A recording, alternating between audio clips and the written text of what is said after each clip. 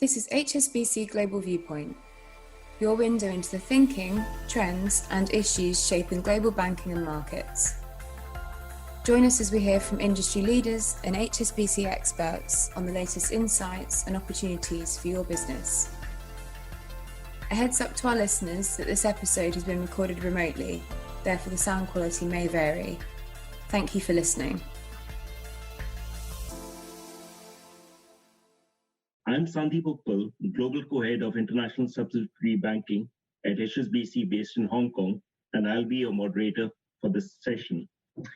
We will kick off with key insights into RCEP from HSBC's trade economist, Shanela Rajanayagan. This will be followed by a panel discussion, finishing with a Q&A where questions can be put through the chat function. We will have a hard stop at 14:10 Hong Kong time, so we'll have to keep it at pace.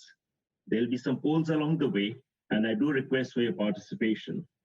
With that, I now welcome Shanela, who joins us from London. Over to Shanela. Great, thank you very much, Sandeep. So after 8 years of negotiations, it is true the Regional Comprehensive Economic Partnership Agreement was finally signed at the end of last year. And broadly speaking, it is a big deal. So together, the 15 RCEP economies, which comprise of the 10 ASEAN countries plus 5 of their FTA partners, together these economies comprise about 30% of global GDP, 30% of the world's population, and also around 30% of global goods export flows. So certainly a sizable deal in the Asia-Pacific region. And also, if we do take a look at how intra-RCEP trade stands at the moment, trade linkages within the region are already strong. So they have strengthened over the past decade or so.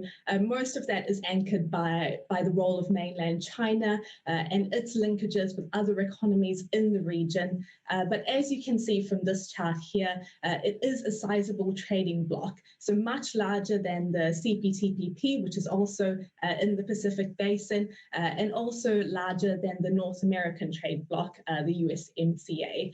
So certainly a lot of potential for businesses, but also for economies to make the most of these existing trade linkages within the region. As you can see here, the Asia-Pacific has really been quite prolific in striking free trade agreements.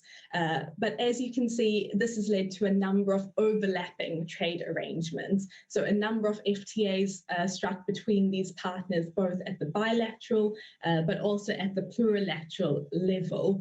And this can give rise to a number of added complexities because businesses and traders, they have to navigate these different trading arrangements. And oftentimes, because there are different preferences under certain trade arrangements, it can make it a bit difficult for businesses to actually decide which FTA to send their goods under. So the key benefit of RCEP is really that it attempts to streamline all these existing trade arrangements and to attempt to align or at least harmonize some trade and investment rules within the region. So in terms of the actual details of the deal, RCEP does provide for moderate trade liberalisation. So in terms of tariff cuts, parties will ultimately remove tariffs on around 90% of products traded within the bloc. And now that will be phased out over 20 years, which is a bit long for a standard FTA. And there are some added complexities around the tariff cuts in the sense that the different RCEP parties have different tariff liberalisation schedules for each party. So that could add another layer of complexity. Plus, some economies have chosen not to liberalise all tariffs. So, for example, mainland China will retain certain tariffs on vehicle parts from Japan and from Korea, and also Japan will retain some tariffs on sensitive agricultural products like pork, like beef, like rice. But overall, tariff liberalisation is quite modest. But the key benefit of RCEP is really that it establishes this common rules of origin framework. And that essentially means that businesses can source inputs from any of the RCEP economies. So essentially, a firm can locate in Vietnam, it can source inputs from mainland China, use it in its manufacturing, and then export that product to Japan, all under tariff preferences. And because this is the first trade deal that links mainland China, Korea, and Japan together in a single trade deal, that really is where that benefit comes from, so the accumulation of rules of origin. And then beyond these provisions on goods trade, parties have also agreed a number of other facilitations, for example, around customs formalities. There are also provisions around services and investment, particularly around the protection of certain investments.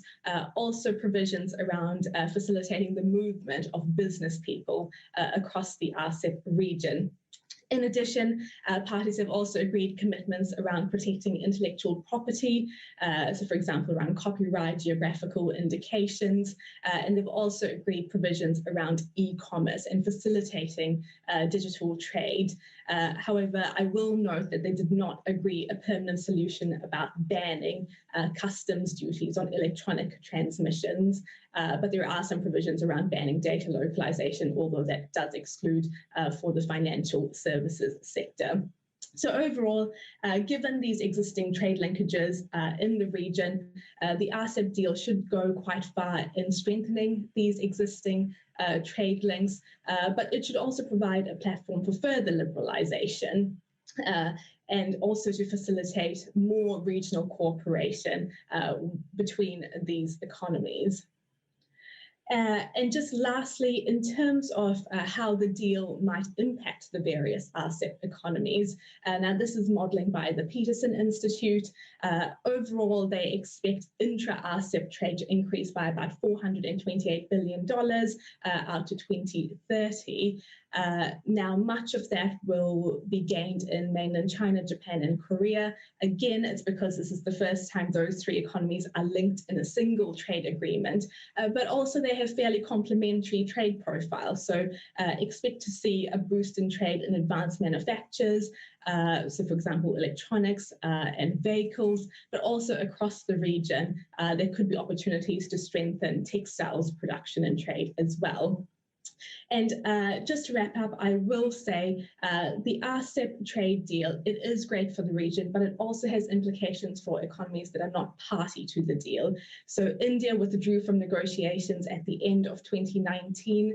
Also, the US is notably missing from the deal. So there are consequences for these parties that are not engaged or linked into these deeper regional trade deals. However, the door does remain open for India to rejoin at a later date if it wishes. In terms of when the deal may enter into force, it will take effect after it has been ratified by at least 6 ASEAN parties and 3 non-ASEAN economies. So that could come sometime this year, if not early next year. Other economies outside the region may also choose to accede to the deal after it has been in force for 18 months. So certainly a lot of potential to expand trade linkages. It makes the region certainly more attractive as a destination for foreign investment, and it comes at this time where trade policy turbulence has been ongoing, and there has been a lot of trade policy uncertainty. So it should give some reassurance to businesses. So with that, I think I will leave it there and hand back to Sandeep. Thanks, Shanella. That was a really useful context, and clearly your passion for RCEP comes through quite clearly, despite the 5 a.m. UK start. So thank you very much. Moving swiftly to the panel discussion, we have a high-powered panel today, which includes representatives from an iconic multinational, Asia's premier multilateral bank, and world's leading international bank. May I now request the panel to briefly introduce themselves, starting with Manu, if I may. Thank you. Manu, you're on mute, please. Thank you, Sandeep. Hello, everyone. I'm Manu Manvendra Upadhyay, and I manage Dyson's Asia Pacific Treasury based out of Singapore. Thanks, Manu. Stephen, over to you. Hi, thanks, Sandeep. I'm Steve Beck. I head the trade and supply chain finance businesses on the private sector side of the Asian Development Bank. And I'm joining you from Canada, just north of Toronto. Pleased to be here. Thanks. Lastly, my esteemed colleague, Tim. Yes, thank you, Sandeep. So my name is Tim Evans. I'm the CEO of HSBC in Vietnam. I arrived about 14 months ago, and we've just celebrated our 150 years in this market. And the view is that Vietnam is at an inflection point and that the next 5 to 10 years will be amongst its most exciting. Well, it's a good state of play with representatives from Singapore, Hong Kong, Canada, and Vietnam. So let's just dive into the discussion straight away. Now, we heard about RCEP. Now, if it's an opportunity, as with most opportunities, there's always a first mover advantage. The question is, how quickly can companies leverage the benefits of RCEP? And more importantly for the audience, what can they do today to really harness this opportunity? So Manu, as you're from the private corporate sector, probably request you to kick off. Thanks. Sure, Sandeep. And I've been often blamed by many people that whenever somebody asks me a question, I start my answer with "it depends." And with this question, I think my answer would have to start with those two words, because it really depends on where your market is. If I talk about my own company, our market is quite heavily Asia focused. We started from UK, we developed different markets, and we have been in Asia for many, many years. And currently Asia kind of contributes almost 40 to 50% of our overall revenue growth. Now, with that in mind, I don't know whether RCEP was on our thought process or not, but in general, there are several other similar trade agreements like ADIGA, like CPTPP and others. So we always thought that this region is going to be quite important for Dyson, and we kind of created a bigger supply chain base over here and our manufacturing base over here. Now, RCEP covers 15 countries and which are primarily Asia Pacific focused. One of the major things that I believe changes here is that China is part of it, and most probably in some time, if all goes well, then India might also become a part of it. And this is probably the world's biggest market right now for a variety of companies, right? So if people want to cater to this kind of market, then they need to think about setting up shop, setting up their supply chain base in this region. We have several other trade agreements as well, but what RCEP does is that it can potentially further consolidate, different things. One is, of course, the rules of origin, which is probably one of the biggest feature of this agreement. Then it can increase your supply base, because now your rules of origin can be covered by various countries, 15 here, and then probably if you're using other agreements, then it covers a much larger supplier base. And then it also simplifies, the customs procedures in terms of what forms and what kind of different, licensing and all do you need to have to import in different countries. So from all that perspective, I think RCEP, if not a game changer right away, but it will definitely kind of push towards the right direction.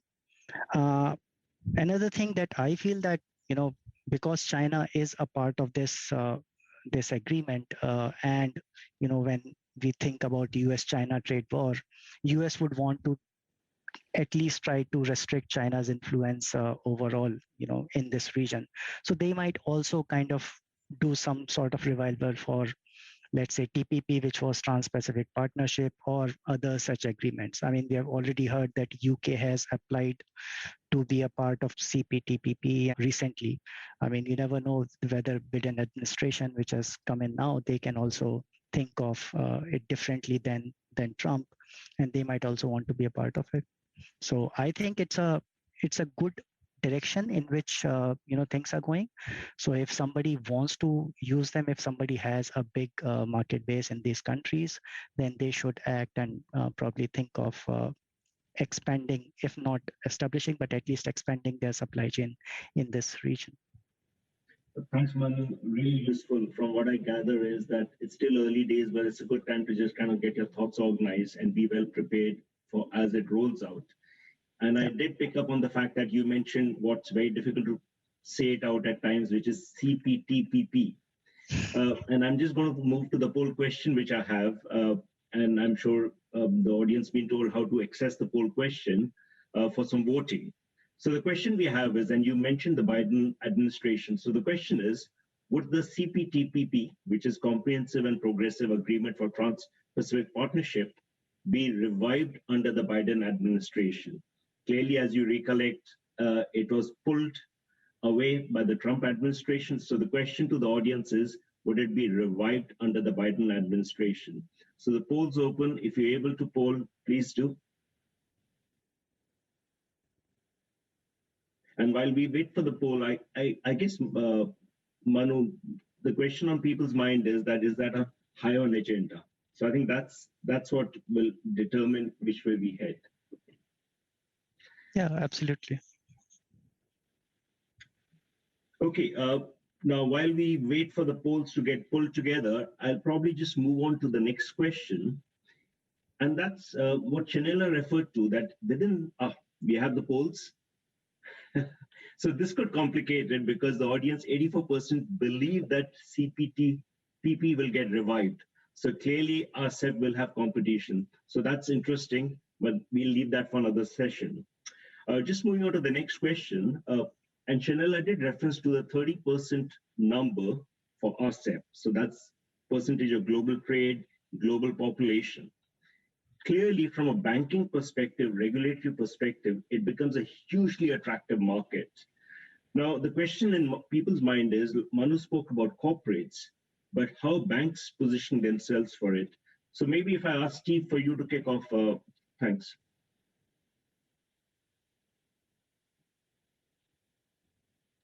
Steve, you're on mute. Thanks, Sandeep.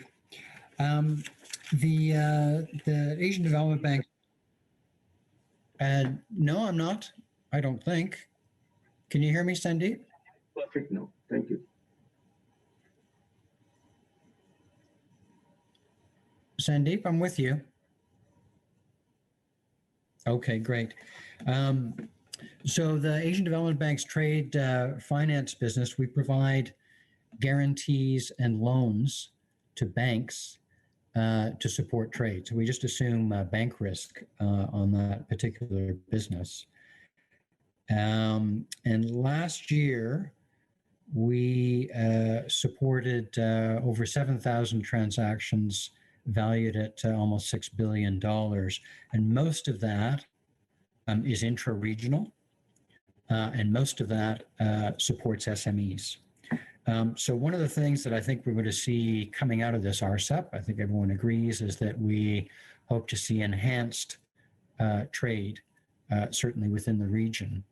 And I think we're very well poised to do that. ADB is very keen on intra-regional trade. It sees a great deal of sort of development benefits coming out of intra-regional trade. And we'd be very happy to work with all of our partners and those of you in the audience who want to position yourself in such a way that you're able to support more of those flows.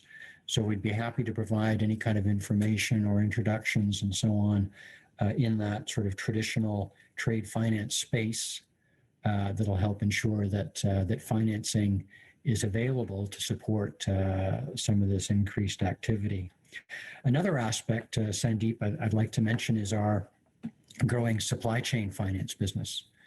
As you probably know, supply chain finance is not well developed in most parts of Asia, and certainly in many of the RCEP countries, developing RCEP countries. And I think that supply chain finance could offer a fantastic opportunity to support a lot more SME activity, especially in the supply chain, in the value chain. As we heard from Shanella, the common rules of origin are going to provide a lot of opportunities for companies, including SMEs, to become more active in these supply chains. But if we don't provide sufficient financing, of course, those opportunities are not going to be able to get maximized. Like with the trade finance business, we'd be very happy to work with people watching. We've already been ramping up our business with HSBC quite nicely on the supply chain side in Asia. And there's a lot more scope for growth, especially coming out of agreements like these. There are regulatory challenges in some of the countries, and we're working on that front as well with our public sector colleagues. But the RCEP certainly is exciting. There are lots of opportunities, and working together, I think we need to ensure that we maximize those opportunities, especially for the SMEs and the segments of the economy that don't always get the support that they need to take full advantage of these kinds of opportunities. Steve, thanks. What I picked up, and in fact, been discussing with others as well, is that clearly RCEP will drive up intra-Asia. It's a trend which will only gather pace, and that's really good news for, I guess, everyone on the screen and probably in the audience, because that will lead to more trade and more financing. And you did mention supply chain. So Shanella mentioned supply chain, so that comes up quite strongly. And the common rules of origin is something people have really focused on. And one of the questions to the panel is, how do we see businesses organizing themselves around these common rules of origin and supply chain? So Tim, if I can just kick off with you, anything you're seeing on the ground in Vietnam on how some of the corporates could organize themselves around supply chain under RCEP? Thanks. Yeah, thanks, Sandeep. We're not, to be very honest, we're not seeing any material changes in the way people are organizing their supply chains. And partly that is Vietnam has been inaccessible for a lot of people given the restrictions around COVID. But what we are hearing is customers talking about it. And their view is that absolutely the rules of origin are a substantial positive from RCEP. By and large, their view is that RCEP is evolutionary rather than revolutionary. It's a positive shot in the arm for trade liberalization, especially in Asia, at a time when protectionism was clearly on the rise. And the one area that really does stand out for them is the area around rules of origin, because by and large, they view that the free trade agreements, the bilateral free trade agreements that Vietnam has signed, and most recently with the EU and the UK, are far more far-reaching and also quicker to implement. But the important thing on rules of origin, and as was said at the beginning of this session, is the ability to source, whether it's electronic components from China, manufacture here, and then sell back, is significant. And Vietnam is, if you look at its trading partners, China is its second largest trading partner. If you take Asia together, it's the third. The US is currently the first, but that's only for a short period of time. So the opportunities are there. Are people taking advantage of them right now? No. Are they talking about them? Absolutely. And is the view that RCEP is positive? Yes, because it gives trade liberalization another sort of bit more positive momentum, which is something that Vietnam has been pursuing for the last sort of 10, 12 years. Thanks, Steve. It looks like from a country perspective also, we could see a V-shaped recovery coming out of RCEP.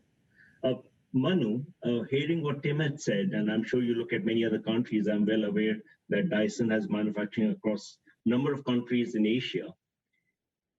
Whether you or your counterparts in other companies, what's your view on supply chains given the rules of origin?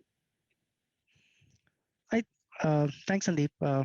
I think what Tim was referring to, that now with the direction that RCEP is given and with the other trade agreements that we have in place between all the different countries, China being in the play, it becomes easier for companies like Dyson or even for other companies who have manufacturing or who are even thinking of manufacturing in Vietnam or Philippines or Thailand, that they can source goods from electronic parts, etc., from China, and then manufacture in Vietnam or Philippines and then send it back to China. So this opens up new doors. It opens up new vistas for people to think around how their supply chain is planned, and it also provides people who think about diversification of their supply chain. So it gives people even more opportunities to diversify their supply chain, where you have multiple countries participating in these trade agreements.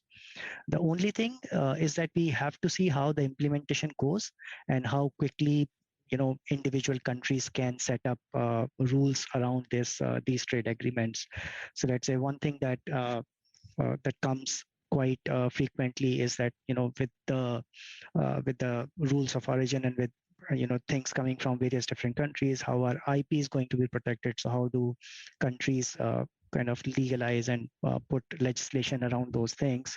How do they standardize custom procedures? And also, yes, it will help people to think around a broader supply chain, but it needs to be seen how it is implemented over the next year or 2 years.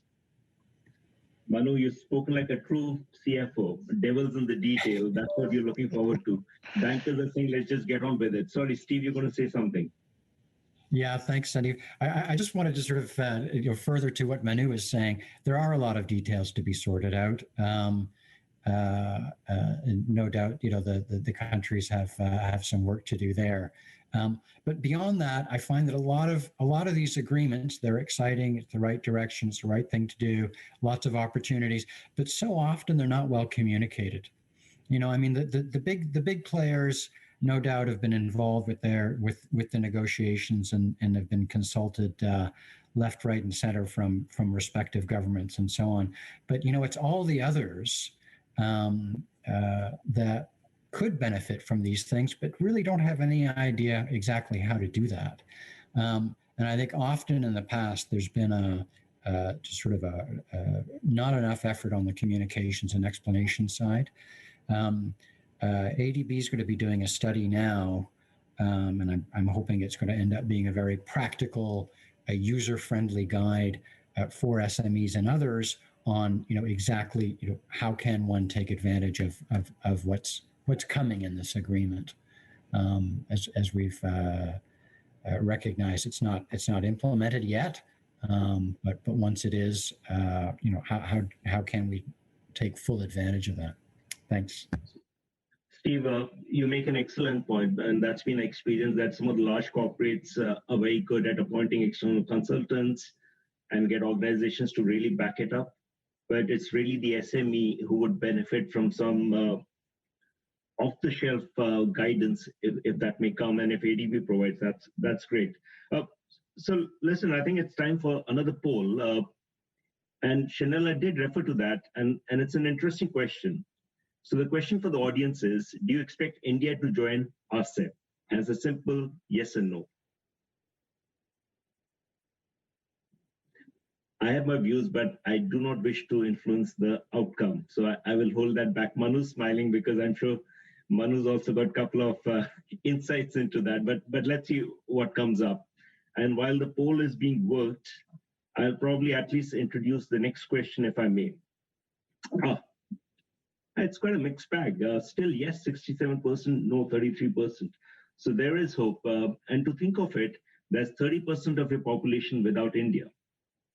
And if you add India, you're probably getting into 50%. So that should be really positive. Great. Next question. And that's really about getting into the specific sectors. So Manu, clearly you come from a specific sector, but a thought we have is that clearly a lot of different sectors may approach the RCEP opportunity in different ways. So maybe, Tim, if I just come to you, from a Vietnam perspective, are you seeing any kind of specific sectors which people are talking to from an RCEP perspective, or is it across sectors? Thanks. So Sandeep, it's very broad, but if you were to focus on specific sectors, clearly electronics is one. Vietnam, 24% of its GDP is Samsung, so it's all related to electronics, and the benefits that they will see from RCEP are significant. You will also see textiles and garments. Vietnam vies for second place globally after China with Bangladesh, and the view is that will will continue, and that will benefit, especially if you can start sourcing from the likes of China, Korea, Taiwan, etc. And then to a lesser extent, footwear, and then also machinery. So they're the sectors that are probably the most bullish about what RCEP offers. But for us, it's very difficult, Sandeep, to sort of segregate RCEP from everything else that's been happening, right? If you look at Vietnam since 1986, when they started Doi Moi, which was their renovation, they've moved towards a market-oriented economy, and they've already signed 14 free trade agreements. They have, I think, another 1 or 2 in the pipeline that they're looking to sign. So that momentum from all those free trade agreements continues to feed through the Vietnamese economy, and that has been helped by the recent tensions between the US and China. So the whole China +1 strategy has played very favorably for Vietnam. So for us here, it's very hard to sort of just segment RCEP and say, right, is RCEP really the big kicker? Clearly it's a positive, but there are so many other positives happening for the economy here, despite the external environment, that it's hard to isolate the benefits purely from RCEP. So Tim, you make a good point that it's really the complication of supply chains which offers itself to RCEP. So if you see electronics, and Manu knows it, that you can cut across literally 5-10 countries to produce a single product. But when it comes to footwear, it's quite often one market, and it doesn't matter then from an RCEP perspective. So it seems that it'll be the more complex supply chain industries who would benefit the most. Steve, just to kind of come across to you, is that something you've observed from an ADB perspective?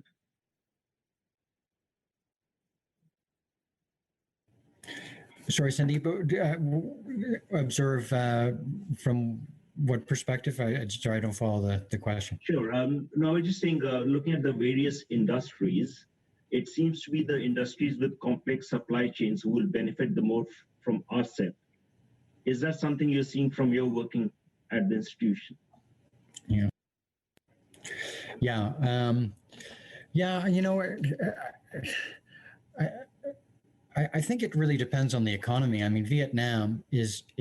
I mean, I've often thought that it's going to be the next South Korea. I mean, it's unbelievable the sort of the FDI that's going into that economy, and from so many different sectors, whether it's electronics, manufacturing, textiles, whatever it is. It's broad. It's quite amazing. So, I mean, and one of the things that's so interesting about the RCEP is it's got such a mixed bag of countries, that are already developed, countries that are. I mean, we've got Cambodia, Myanmar, some of these countries, and then you've got Vietnam, which is maybe a class of its own. So it'll be very interesting to see, as the countries go on this sort of journey towards increased integration economically, just how far it's going to go.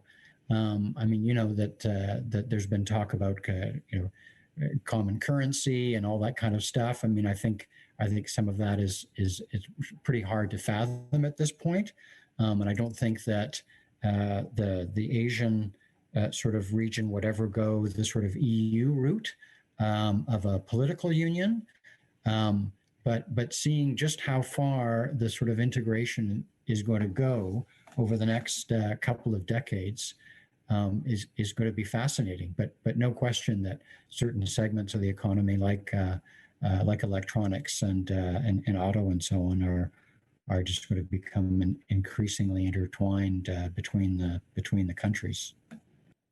Great, Steve, thanks. I can see some questions come from the floor, and let's open it up and get the audience into the discussion. So the one which my eyes are rooted on is interesting. It's about Taiwan. So the question is, and I'll just read it out for everyone's benefit, that Taiwan is a key electronics player in the regional supply chain ecosystem. However, as they're not part of RCEP, what are the wider implications to Taiwan and to the regional supply chain ecosystems? Not sure who wants to have a crack at it, Manu?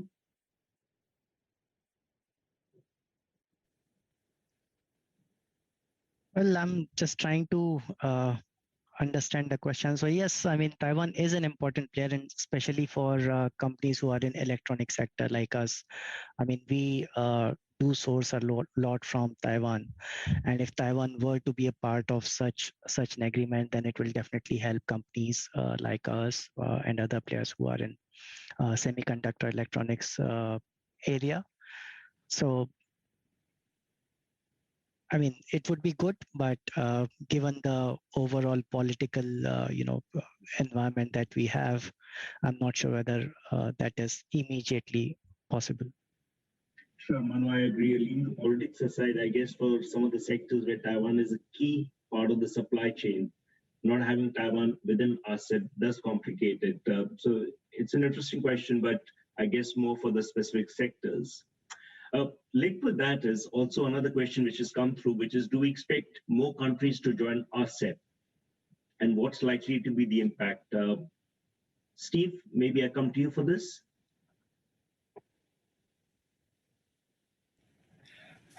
Well, we've heard that there's been interest expressed by a variety of different countries, and as Shanella outlined, I think that it opens up the possibility for those discussions to take place a bit more seriously after 18 months of implementation of RCEP.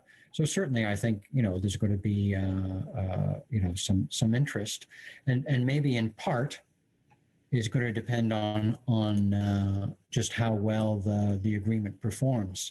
I mean, how well is it going to be implemented? How transparent is that going to be? How fluid is it going to be? And what sort of competitive advantages is that going to afford various industry sectors? And if you've got a competitor being outside of the RCEP, that sees that they're losing out, they're going to start putting pressure on their government to have a serious look at it. So I think to go back to Manu, it depends. How's that? What about Tim? Any thoughts on that? Any discussions in Vietnam where the competition can come from new countries joining RCEP?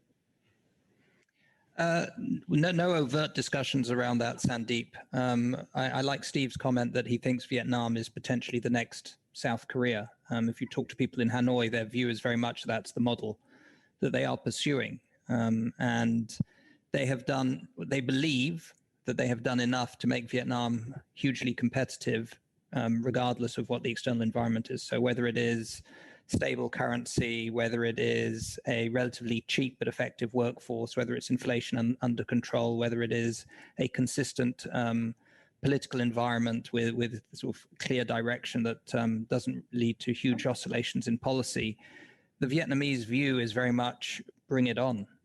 So I don't think they look at it as who is our next competitor. It's very much the outlook is, we feel it's our time now. And one thing I've learned with the Vietnamese is you underestimate them at your peril. If anyone knows much about Vietnamese history, you'll understand why. But another example is I think Vietnam was a net importer of rice, and the government said within 2 years we'll be a net exporter of rice back in, I think, 86, 87 when they did land reform. And within 2 years, they became the third largest exporter of rice. So I'm kind of backing them on this one.